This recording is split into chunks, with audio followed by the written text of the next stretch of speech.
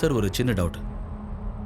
ம் எந்த ரத்த சம்பந்தமும் இல்லாதவங்க கூட அந்த வீட்டில் தங்க முடியலையே, ஏன்? செய்வனை வச்சவங்களை தவிர யாராலையும் அங்கே இருக்க முடியாது, இருக்கவும் விடாது.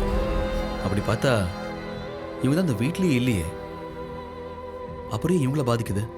இவங்க குடும்பத்தை சேர்ந்தவங்களோட முடியல பண்ணியிருக்கும் போது இவங்க ரத்த சம்பந்தப்பட்ட எல்லாருக்கும் அந்த பாதிப்பு இருக்க தான் செய்யும்.